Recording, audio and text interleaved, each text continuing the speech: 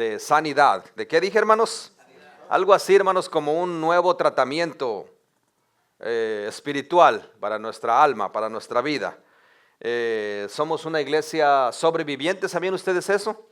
Cuando yo estuve en el seminario y estudiamos historia de la iglesia, nos damos cuenta que la iglesia es sobreviviente. La iglesia pasó por mucho para poder llegar hasta aquí. Y fue gracias a la reforma, fue gracias a que hubo alguien que se atrevió a protestar en contra de las prácticas religiosas que se estaban llevando a cabo. Por eso la iglesia tradicional, la iglesia romana, nos llama la iglesia protestante. Y sí protestamos, mis hermanos, seguimos protestando de tanta mentira, seguimos protestando de tanta manipulación de la iglesia romana tradicional y de otras iglesias carismáticas que dicen ser cristianas, pero sí protestamos porque conocemos la verdad y la verdad nos ha dado la libertad para protestar en contra de todas las manipulaciones y todas las falsas doctrinas. ¿Cuántos dicen amén? Cristo nos ha dado la victoria. Somos una iglesia sobreviviente, pero somos una iglesia victoriosa porque Él nos ha dado la victoria. Denle un aplauso a ese Dios. La gracia de nuestro Señor Jesucristo, el amor de Dios el Padre y la presencia de su Santo Espíritu sea con cada uno de ustedes. ¿Alguna vez usted se ha preguntado por qué otros creyentes viven en mejores condiciones que yo? Yo creo que todos nos hemos hecho esta pregunta. ¿Por qué algo otros creyentes viven en mejores condiciones que yo?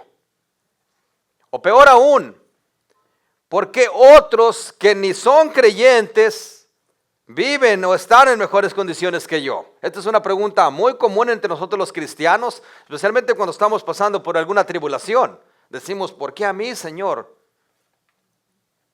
Todas las preguntas, mis hermanos, tienen una respuesta y esta pregunta no es la excepción, tiene una respuesta. Yo creo que la respuesta inmediata a esta pregunta está en dos partes. Primera, si otros creyentes viven o están en mejores condiciones que tú, es simplemente porque tal vez son más obedientes que tú. ¿Qué dije, hermanos? Dijimos que en la obediencia estaba la bendición, ¿verdad? Así es que es posible que haya otros creyentes más obedientes que yo, por eso mis condiciones son diferentes. No es que son mejores que tú, es que son más obedientes que tú. Pero la segunda respuesta sería, si el que ni es creyente vive o está en mejores condiciones que tú, la respuesta inmediata sería, tal vez son más inteligentes que nosotros, o tal vez son más astutos que nosotros, pero for sure, como dicen aquí, de seguro son más disciplinados que nosotros. Por eso están en mejores condiciones. Ahora, ¿cuántos de ustedes han escuchado a este conferencista japonés que habla muy buen español? Parece que él vive en el Perú o en Colombia. Se llama Yokoi Kanji, algo así. Este hombre tiene la ventaja de hablar nuestro idioma y es conferencista acerca de mejorar nosotros como personas. Y este hombre dice que ellos tienen la fama de ser los más inteligentes. Todo el mundo dice, los japoneses son los hombres más inteligentes del planeta. Él dice que Japón es un país muy pequeño, pero más sin embargo son los dueños de todas las marcas, las mejores marcas de carros y televisiones y electrodomésticos que nosotros conocemos. Dice, ¿por qué? Dice, en verdad no somos los más inteligentes. Sí, dice, nosotros en Japón somos los más disciplinados. Dice, ellos tienen un lugar para cada cosa. Si este es el lugar para las llaves no pueden ir en otro lugar sino donde van. Eso es disciplina. Dice él, si tú le dices a un japonés, súbete a ese árbol o súbete a ese edificio, lo primero que vamos a preguntar es, ¿a qué me voy a subir a ese árbol o a qué me voy a subir a ese edificio? ¿Dónde está el equipo para subirme a ese edificio? ¿Y dónde está lo que voy a instalar o lo que voy a hacer en ese árbol o en ese edificio? Pero si tú le dices a una persona, a un hispano, voy a decirlo así, súbete a ese árbol, se sube. Inmediatamente, no pregunta por nada, se sube. Es decir, tenemos la habilidad, somos más inteligentes, pero no tenemos disciplina. Tenemos la habilidad, pero no tenemos la disciplina. Nos falta la disciplina. ¿Sabían ustedes, hermanos, que la disciplina supera la inteligencia? Por eso, mis hermanos, es que otros viven o están en mejores condiciones que nosotros. Y cuando digo en mejores condiciones que nosotros, no me refiero precisamente a lo económico, a lo financiero, me refiero en general. Tenemos que tener no solamente paz financiera, que es una de las causas más grandes de divorcio y de problemas, pero tenemos que tener paz interior. Tenemos que tener paz matrimonial, tenemos que tener paz en la iglesia, tenemos que tener paz en todo el entorno, en toda nuestra vida. No solamente paz financiera, porque hay personas que tienen paz financiera, pero no tienen paz en su corazón.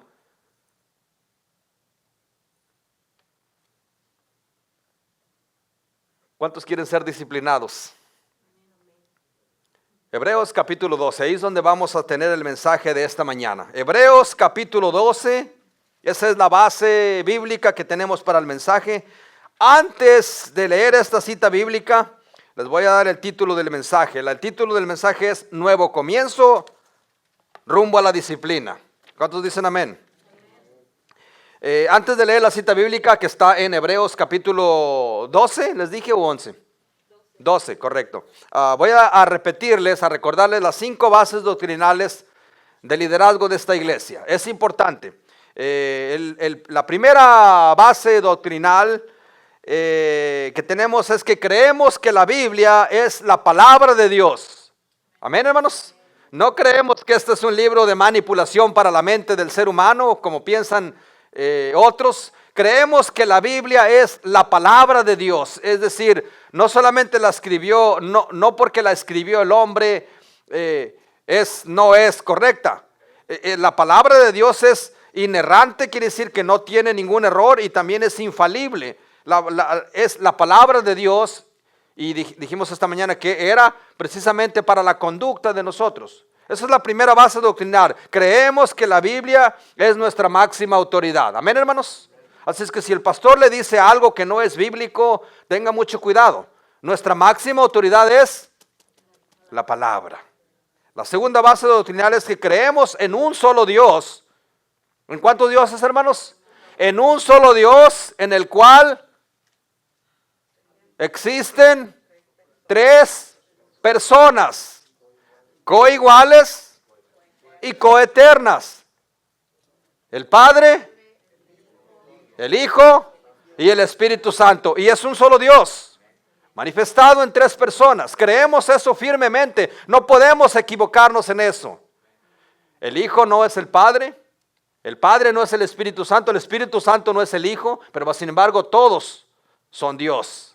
Amén, hermanos, estamos claros en esa base doctrinal. No podemos equivocarnos en eso. Podemos tener diferencias doctrinales, de prácticas, de vestidura, de alabanza. Podemos tener muchas indiferencias, pero no podemos tener diferencias en estas bases doctrinales. Eso impediría que usted y yo fuéramos hermanos.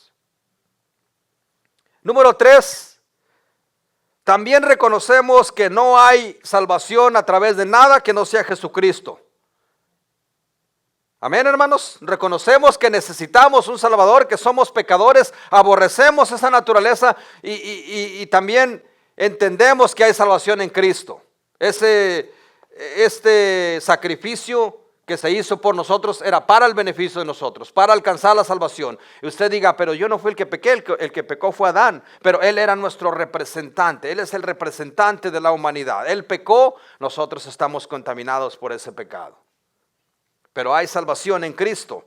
Y la base doctrinal número 4 es que reconocemos a Cristo Jesús como Señor soberano y que confiamos en la gracia para la salvación, no en las obras, sino en la gracia.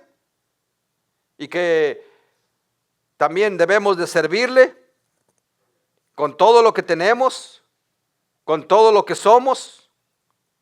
Y también reconocemos que las corrientes de este mundo no son nuestra morada, que tenemos una ciudadanía y es en el cielo. Amén, hermanos. Y por último, la última base doctrinal, debemos de participar fielmente, escucha esta palabra, debemos de participar fielmente en la adoración y en el servicio a la iglesia.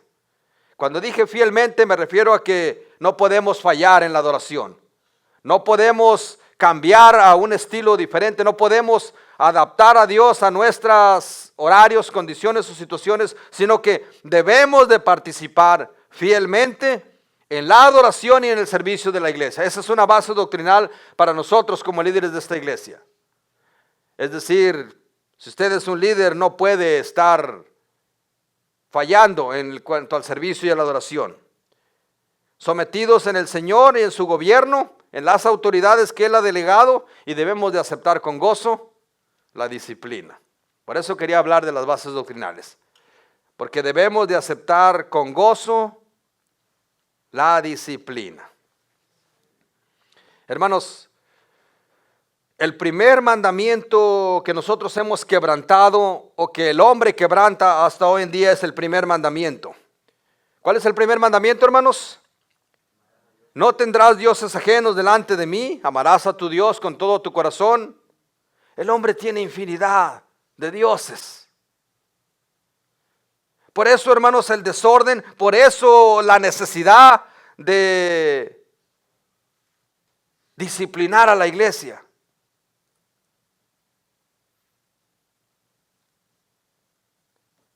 Y cuando nosotros decimos, cuando otras personas de otra religión o de otra ideología dicen, servimos al mismo Dios. Yo he escuchado gente diciendo, servimos al mismo Dios. Allá en aquella iglesia, en cualquier iglesia, pues podemos hacer, porque es el mismo Dios. Hermanos, aceptar la idea de que Dios es el mismo Dios de todas las religiones es un insulto para Dios, es una ofensa para Dios. Les digo por qué, mis hermanos. No podemos aceptar la idea de que nuestro Dios, el Dios soberano, el Dios que creó el universo, el Dios todopoderoso, sea comparado con otros dioses. Nuestro Dios es real, existe. No es un Dios que se puede, como dijimos esta mañana, apagar y prender y poner en el modo que nosotros andemos. Es un Dios real, es un Dios que existe. Y todas las cosas que Dios ha puesto en este libro para la conducta, para mejorar la conducta de nosotros, son para que nosotros, para nuestro beneficio, son para que, dice la Biblia, que para que seamos partícipes de la santidad. ¿Se da cuenta de lo importante que es no fallar en una de las bases doctrinales que tenemos? La iglesia de este siglo, mis hermanos, ha perdido el valor de esto. La iglesia de este siglo ha perdido el temor de Dios. Hay un alto porcentaje de creyentes que hoy en día necesitan a Cristo. Hay un alto porcentaje de creyentes que viven vidas desordenadas y en pecado constantemente y todavía van a una iglesia. Esa es la necesidad por la que Dios gime. Esa es la necesidad por la que Dios sufre por las almas. Porque Él ha entregado lo mejor de sí, ha dado a su Hijo, como para que nosotros le paguemos con migajas. ¿Entiende el mensaje, mis hermanos? Desobediencia y desobedeciendo y quebrantando las leyes morales de Dios sin ningún temor y sin ningún temblor. Y el resultado de esta generación siempre será el mismo. Vidas miserables, vidas en fracaso. Y no obstante, siempre estamos buscando culpar a alguien. Especialmente al pastor. El pastor es el más culpable de la desgracia de las ovejas.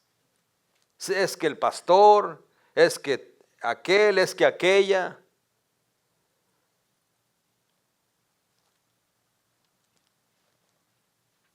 Esto, mis hermanos, solamente es desorden en nuestras vidas, falta de disciplina en nuestras vidas.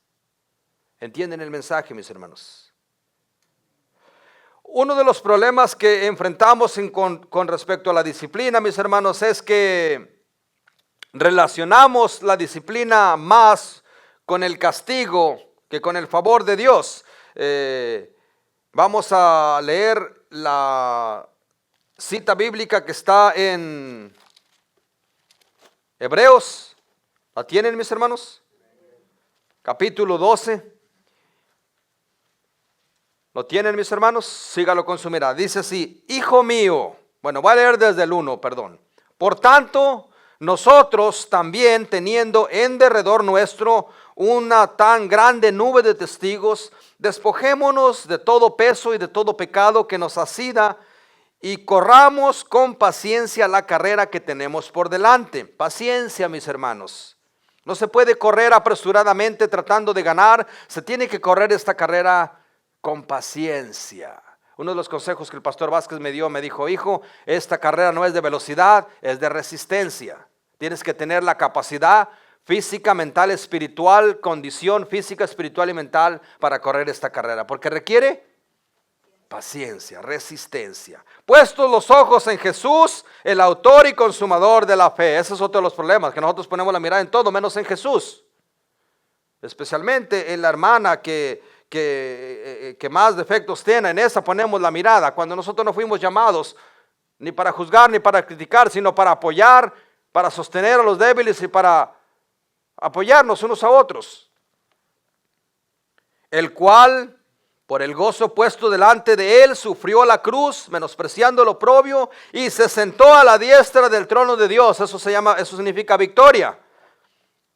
Considerar a aquel que sufrió tal condición de pecados contra sí mismo, para que vuestro ánimo no se canse hasta desmayar. Hermanos, si nosotros no valoramos el sacrificio de Cristo, si nosotros no valoramos el sacrificio de aquel que entregó todo para que nosotros estuviéramos bien, de nada sirve que estemos aquí.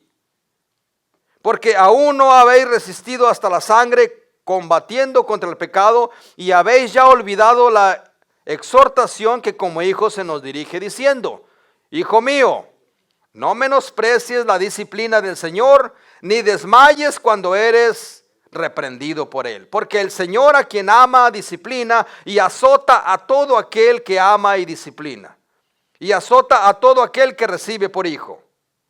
Versículo 7: si soportáis la disciplina, Dios os tratará como a hijos. Porque ¿qué hijo es aquel a quien el Padre no disciplina? Pero si se os deja sin disciplina, de la cual todos han sido partícipes, entonces sois bastardos y no hijos. Por otra parte, tuvimos a vuestros padres terrenales que nos disciplinaban y los venerábamos. ¿Por qué no obedecemos mucho mejor al Padre de los Espíritus y vivamos? Y aquellos ciertamente por pocos días nos disciplinaban, como a ellos les parecía, pero para lo que es provechoso, para que participemos de la santidad. Es verdad, ninguna disciplina al presente parece ser causa de gozo, sino de tristeza, pero, diga conmigo, pero después da fruto apacible de justicia a los que en ella han sido ejercitados. Mis hermanos, la disciplina no es mala. La disciplina es lo mejor que le puede pasar al hombre. Pero, ¿por qué es tan importante la disciplina? ¿Por qué no vivir cada quien a su manera? ¿Por qué es importante la disciplina? En el principio preguntábamos, ¿por qué otros creyentes están o viven en mejores condiciones que yo? ¿La disciplina será para eso? ¿Para estar en mejores condiciones que otros? No, de ninguna manera, no es para eso. La disciplina es parte del trabajo de Dios para con nosotros, para el pueblo que ha sido redimido. Eso es lo que nos da La autenticidad, eso es lo que nos da la garantía de poder entrar a ese lugar celestial. Mire lo que dice el versículo 8. Pero si os dejares sin disciplina, de la cual todos han sido partícipes, ¿qué dice, mis hermanos? Entonces sois bastardos y no hijos. ¿Sabe? Ese término de bastardos se usa más como un insulto, como una ofensa a una persona. Ese término no es muy común en nuestro vocabulario, ¿verdad? Nadie de ustedes usa ese término, ¿verdad? Es un término que usualmente se usa para ofender a alguien. En sí, la definición más simple sería, se usa para referirse a un hijo de nadie. Ilegítimo o hijo de nadie. Tiene que ser hijo de alguien, pero nadie lo está reconociendo como hijo. Entonces, ese es el término que se usa, la palabra bastardo. Hoy en día esta palabra se usa para ofender a alguien o para agredir a alguien. Entonces dice Dios, si tú no aceptas la disciplina, no digas que eres mi hijo. Si tú no eres capaz de aceptar la disciplina, no digas que eres mi hijo. No eres mi hijo, porque Dios, a quien recibe por hijo, lo primero que hace es disciplinarlo. Versículo 7.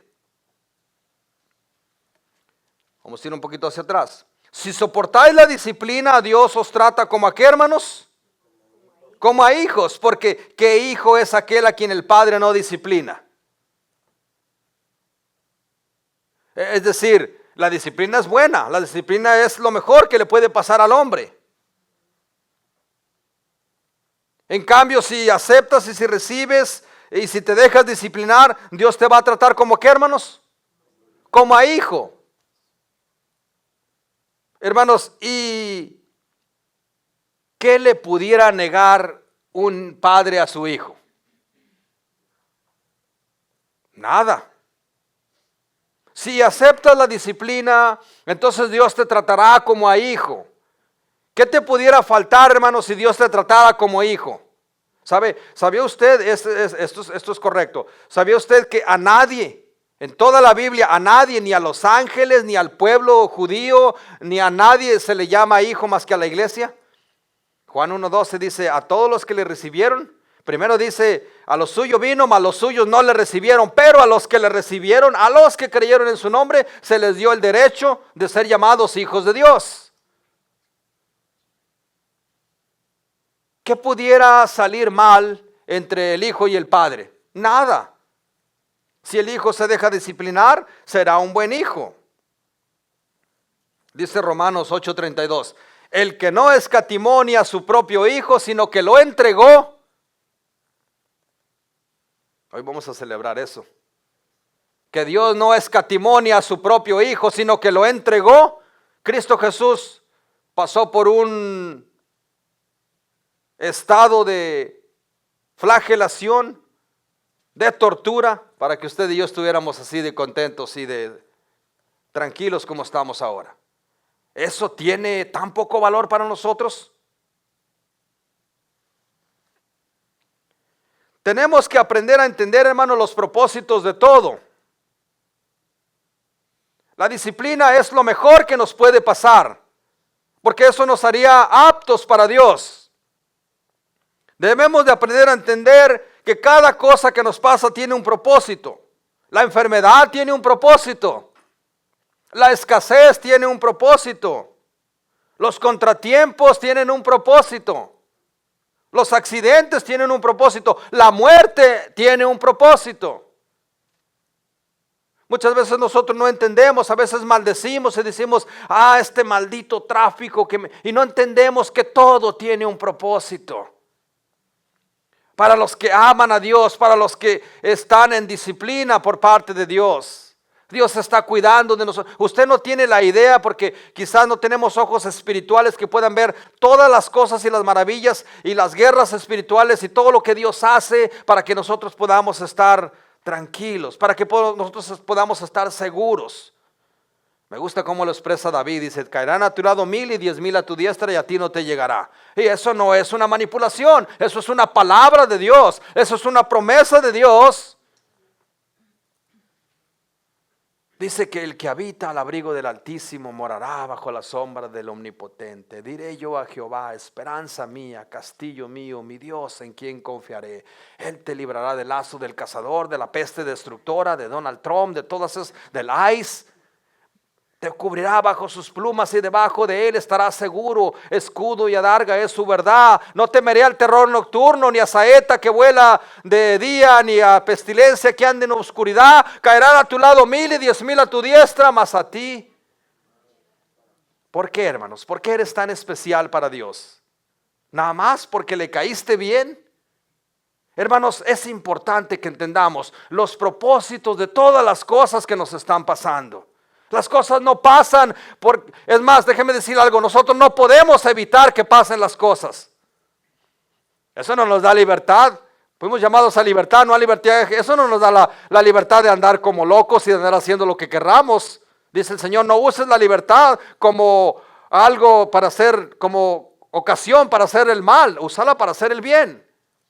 Pero Dios nos garantiza esa seguridad de que caerán a tu lado 1000 y 10,000 a tu diestra y a ti no te llegará. Comenzamos hablando acerca de las bendiciones. Dice el Señor, si tú obedeces, si tú te dejas disciplinar, esas bendiciones te alcanzarán.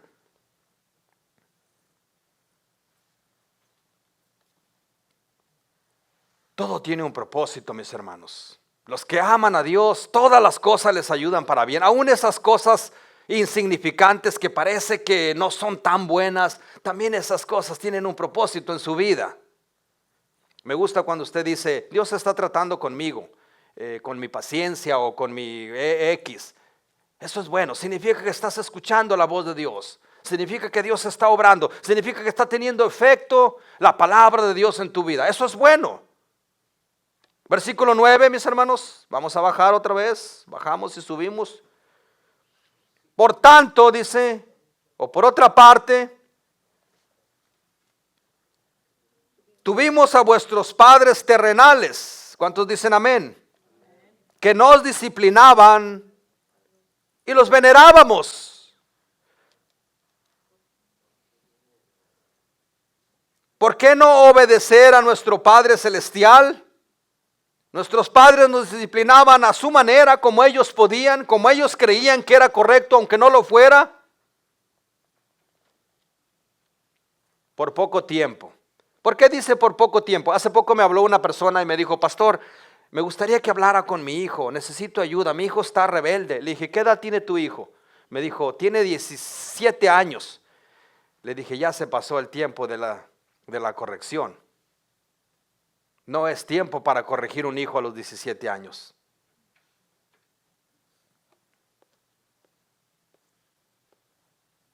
Ya no es tiempo.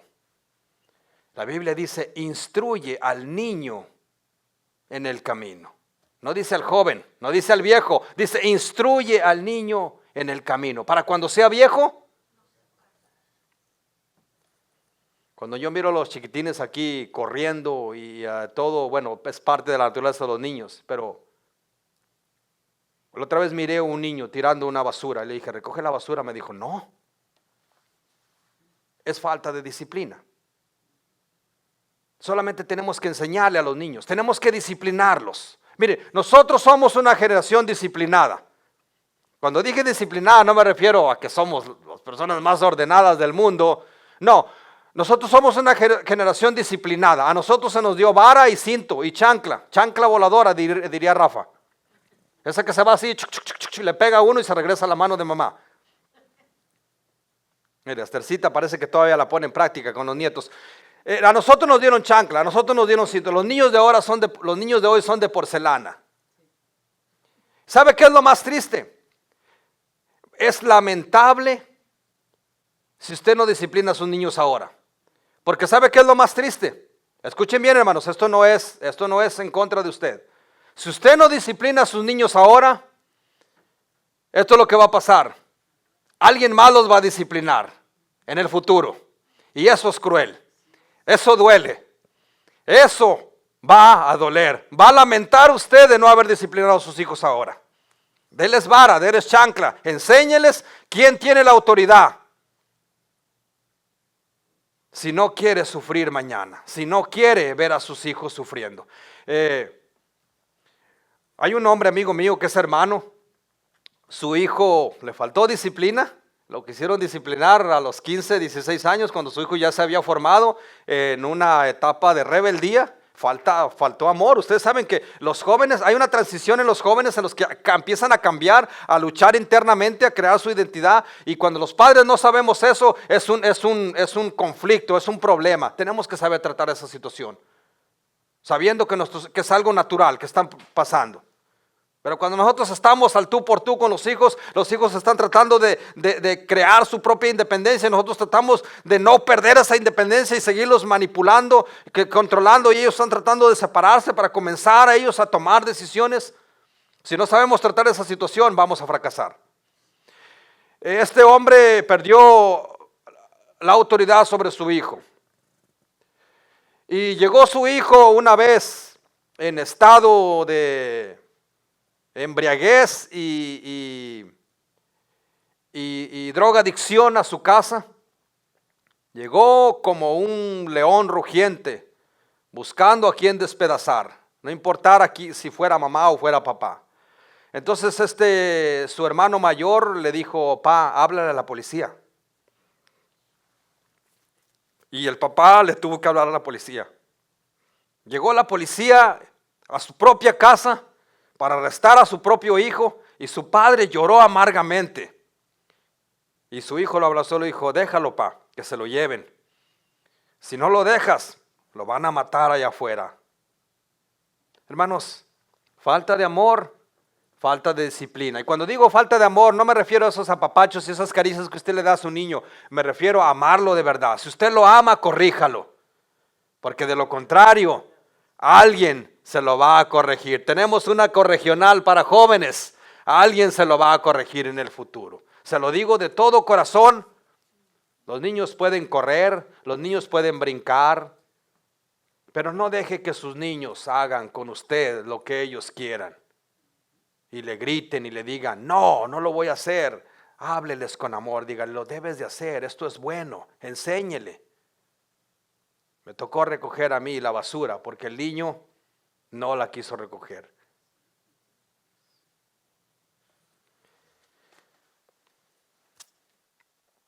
Es importante la disciplina, mis hermanos, porque es lo que nos hace aptos a ser un verdadero hijo de Dios y no un bastardo. Todo tiene un propósito, mis hermanos. No tenga temor si le está pasando algo. Todo tiene un propósito. Todo eso va a pasar. Hay un dicho que dice que después de la tormenta viene la calma. Esta semana yo conviví más tiempo con Adán, con Agustín, con Chris. Estábamos con Carlitos, estábamos en la transición de ayudar a Agustín a mover. Y le platicaba a Adán un poquito de mi historia. Le digo: "Yo hice de todo, Adán. No tienes idea de todo lo que yo hice. Desde tamales hasta lavar carros y hasta anduve de productor". No es fácil, mis hermanos, pero todo tiene una recompensa. Es bueno pasar por la disciplina porque después da fruto apacible. No quieras comenzar de arriba, se comienza de abajo. Pero todo tiene un propósito. No se sienta mal porque otros están en mejores condiciones que usted. Aquí lo importante es cuál es nuestra condición. La obediencia trae bendición, no hay falla en eso. Pero ¿qué de aquellos que ni siquiera son creyentes? Bueno, son astutos, son inteligentes. En la parábola, aquel siervo infiel, el Señor dice que halagó la sagacia de aquel siervo que cuando lo corrieron se fue con todos los deudores y les redujo la deuda y se hizo amigo de ellos. Y de ahí es donde proviene la cita: "Hagan amigos de las riquezas injustas para cuando estas falten nos esperen en las moradas eternas". Y dice el Señor: "Mis respetos para ti, eres bien astuto. Los hijos del mundo son más sagaces y más astutos que los hijos de Dios en el trato hacia otros". Era conveniencia, pero al final os esperan en las moradas eternas. La pregunta es, ¿en cuáles moradas eternas? Versículo 10. Aquellos ciertamente por pocos días nos disciplinaban como a ellos les parecía, pero esta disciplina es provechosa. Jóvenes, niños, aquí ya estamos hablando de disciplina terrenal. Es importante que ustedes entiendan que la disciplina es buena. Cuando un padre dice no, es no. Porque es lo que dice Santiago, que nuestro no sea no y que nuestro sí sea sí, para que no caigamos en condenación. Cuando papá dice no, es no. Cuando papá dice sí, es sí. Eso es parte de la disciplina. No siempre se les puede decir que sí. No es que papá sea malo. Es que papá sabe que no conviene. Pablo dijo, todo podemos hacer, jóvenes, pueden hacer todo, pero no todo les conviene. Pueden hacer todo, pero no todo es bueno. Ay, es que papá, es que es un concierto donde van todas mis amigas. No todo conviene. Si papá dice que no, si papá dice que sí, bajo la responsabilidad de él, porque él es responsable de sus hijos. Pero si papá dice que no, es no. Eso es disciplina, eso es amor.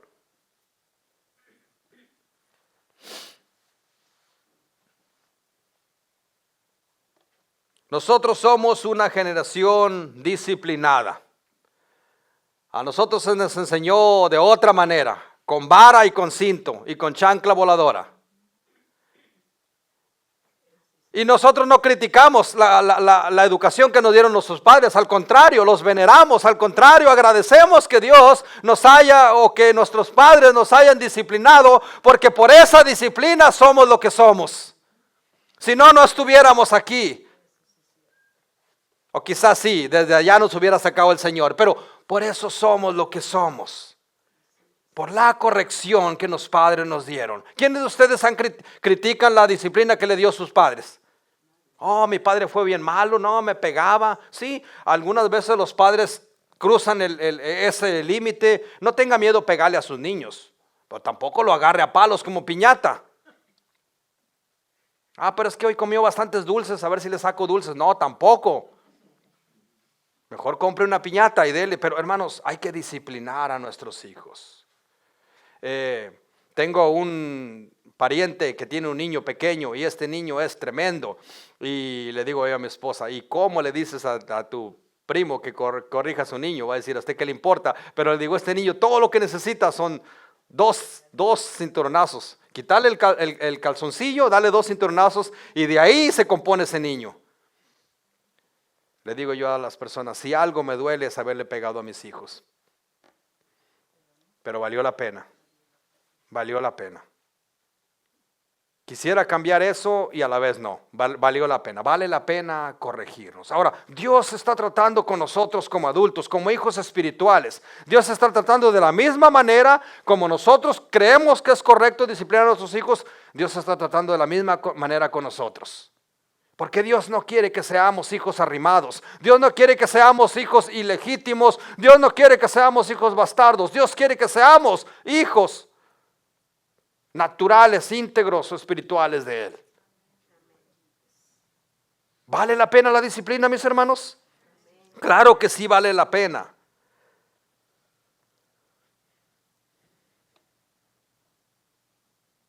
El resultado vale la pena. Mis hermanos, la Iglesia Cristiana Nueva Comienzo, estamos entrando en una etapa de disciplina.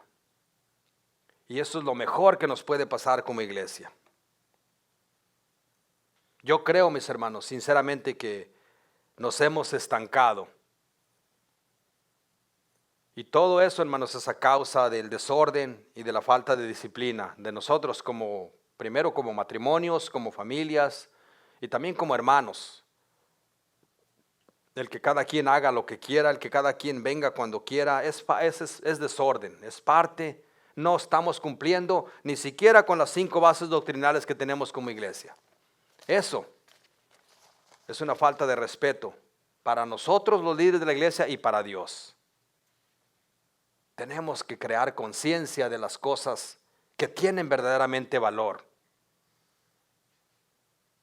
Usted no sería capaz de llegar tarde a una cita porque se la mueven, se la quitan y se la dan hasta dentro de 6 meses si está dependiendo de las clínicas, ¿cómo se dice? De la ayuda comunitaria. Y no, llega temprano. Pero a Dios no le importa llegar tarde o no llegar. Eso, hermanos, es una falta de respeto. Eso es a lo que me refiero. Todas esas cosas son buenas, hermanos. Esos son los que nos hacen partícipes ¿de qué, hermanos? De la santidad. Yo como padre espiritual, mis hermanos, voy a ser bien sincero, voy a abrir mi corazón. Yo siento la responsabilidad por la mayoría de ustedes. Dije por la mayoría de ustedes porque no siento la responsabilidad por todos, pero por la mayoría de ustedes, puedo decir que 99.9% de ustedes los considero mis ovejas y siento la responsabilidad. Ustedes no pueden dudar que yo los amo. Yo se los he demostrado, ustedes no pueden dudar que yo los amo y sepan esto, tengo un buen concepto de lo que es amar. Primera de Pedro 2:13 dice que por causa del Señor debemos de someternos a todas las instituciones humanas. Por causa de Dios debemos de nosotros disciplinarnos, dejar que las autoridades nos disciplinen. Las autoridades, en este caso delegadas por Dios. Eso no es malo, eso es bueno. Eso habla bien de un líder. Mire, cuando nosotros no sabemos las cosas, hermanos, pues puede ser que podamos ser justificados diciendo yo no sabía. Pero hermanos, cuando nosotros ya sabemos, si yo como pastor sé que no está bien y yo soy tolerante a eso, ¿qué creen que pueda pasar? Dios me va a demandar mi mayordomía, Dios me va a demandar mi liderazgo. Yo tengo que hablar con usted, yo tengo que enseñarle, yo fui llamado para eso, para guiar a la iglesia a la excelencia, para guiar a la iglesia en el buen camino. Yo no fui llamado para arreglar sus problemas matrimoniales, personales. Yo puedo participar si usted me da la oportunidad con el consejo de Dios, pero yo fui llamado para guiarlo en el camino, para mantenerlo en el camino, para guiarlo en su vida espiritual. Entienda eso. Yo no soy un mejor o un peor pastor porque no lo ayudo económicamente o porque no lo ayudo en sus crisis. No, mis hermanos, yo fui llamado para guiarlo en el camino, para alimentarlo con la palabra, con el alimento sano y no para entretenerlo aquí con predicaciones clonadas de ahí de YouTube o cosas así. No. Uso la palabra correctamente, inspiro la palabra para dar un mensaje. No estoy pensando en uno de ustedes en particular para desarrollar un mensaje. Yo estoy pensando en la necesidad de la iglesia que nos lleve y que nos saque de este estancamiento en el que nos encontramos, en esta comodidad en la que nos encontramos. Tiene que haber un despertar en nosotros. Y no hay más que a través de la palabra. La palabra es la única que puede confrontar. La palabra es la única que puede entrar en lo más profundo de nuestro corazón y discernir los pensamientos y hacer el cambio que se necesite. La palabra, el poder de la palabra. Dios a quien ama, disciplina. Dios a quien ama, azota. Dios a quien recibe por hijo, lo castiga, dice en otra versión. Eso no es ser malo. Ese es amor del bueno. El que no escatimonia a su propio hijo, sino que lo entregó por nosotros, ¿cómo nos dará junto con él? Todas las cosas, dice. ¿Cómo no nos dará junto con él todas las cosas? Tenemos que ser tratados como hijos y no como hijos legítimos y ilegítimos. Santiago 4:17 dice que el que sabe hacer lo bueno y no lo hace, le es pecado. Así es que para usted que podría estarse justificando y decir, bueno, yo pastor, yo no practico el pecado, no vengo de vez en cuando, pero no es como que ando en el pecado. Todo aquel que sabe hacer lo bueno y no lo hace, le es pecado, incluyendo la disciplina de sus hijos. También le es pecado. Voy a terminar con esto. Cambie su cara, no se sienta, cambie su cara. Sí, tenemos que aceptar la disciplina con gozo, sabiendo que viene de Dios. Yo, mis hermanos, bueno, no quiero decir esto, iba a decir yo, a mí qué me importa, pero no, sí me importa su vida, me importa que esté bien. Una de los propósitos de estar trabajando con los matrimonios y con las familias y con el liderazgo es que haya familias saludables. Si no hay una familia saludable o un matrimonio saludable, ¿cómo vamos a tener una iglesia saludable? Las personas traen sus problemas a la iglesia y solamente hay pura frustración. No, mis hermanos, venga a la iglesia con gozo, con alegría, dale gracias a Dios. No importa lo que esté pasando allá afuera, dele gracias a Dios. Eso habla bien de usted. Pero el propósito, mis hermanos, es tener una iglesia que siga predicando el evangelio, que siga avanzando, que otros conozcan de Dios por el testimonio de usted. Termino con esto. Es muy lamentable que otros estén en mejores condiciones que nosotros o que usted, cuando todos somos hijos de Dios. Y cuando dije todos, no me refiero a todos los creyentes, me refiero a los cristianos, a todos los que hemos creído, a todos los que hemos recibido a nuestro Señor Jesucristo como el Salvador de nuestras vidas. No deje que nadie tome su corona. Hoy es el día de salvación. Hoy es el día de arrepentimiento. Hoy es el día del perdón. Si tiene que perdonar, perdone. Si tiene que pedir perdón, pida perdón. Hoy es el día, hoy es el mejor día para eso.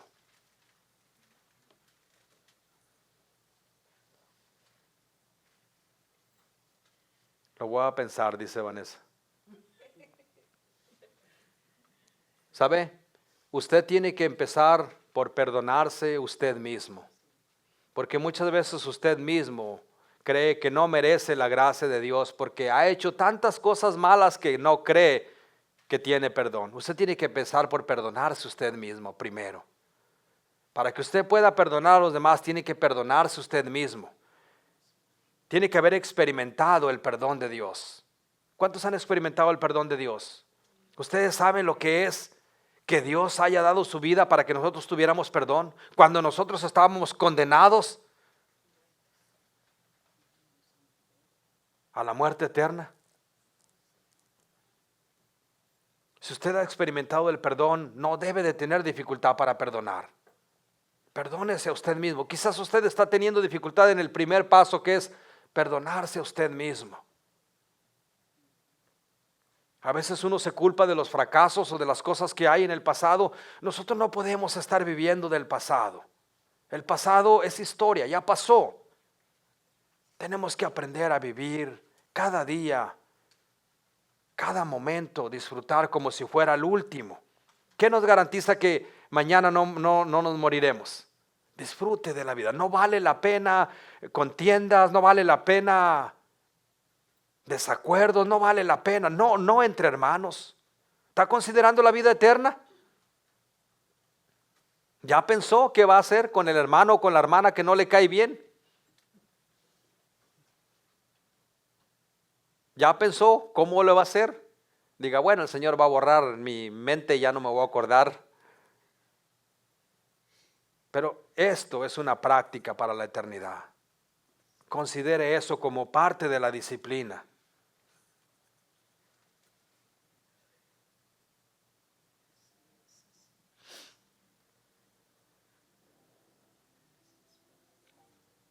Empiece por perdonarse usted mismo.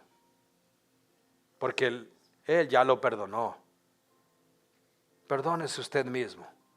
Perdone a los demás. Perdone a ese papá que lo abandonó. Perdone a esa ex esposo que la engañó. Perdone a ese esposo que la maltrató. Perdone.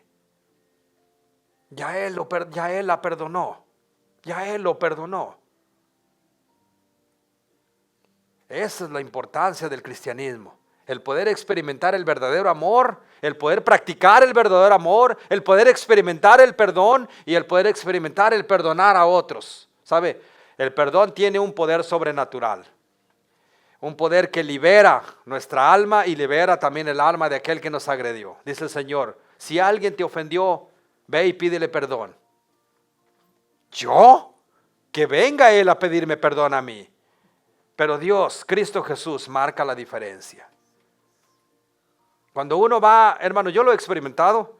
Yo he ido a pedirle perdón a las personas que me han ofendido y las personas están esperando que yo los ataque o les diga y se quedan sin defensa, se quedan sin armas.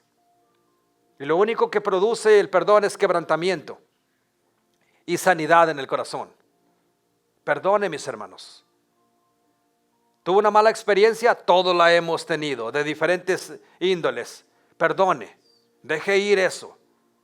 Perdone. Es el día de perdonar, hoy, no es mañana. Mañana puede ser muy tarde. Hoy es el día de perdón.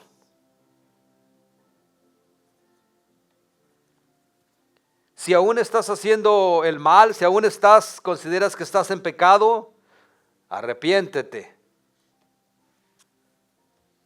Dice la primera carta del apóstol San Juan en el capítulo 1, dice que si confesamos nuestros pecados, Él es fiel y justo para limpiarnos y para perdonarnos de toda maldad.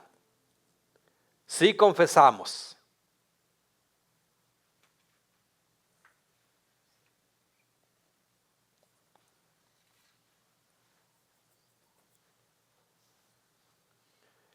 Padre, en el nombre que es sobre todo nombre, en el nombre de Jesús, yo oro, mi Dios, por esta tu iglesia, por este remanente pequeño, por esta manada pequeña, mi Dios.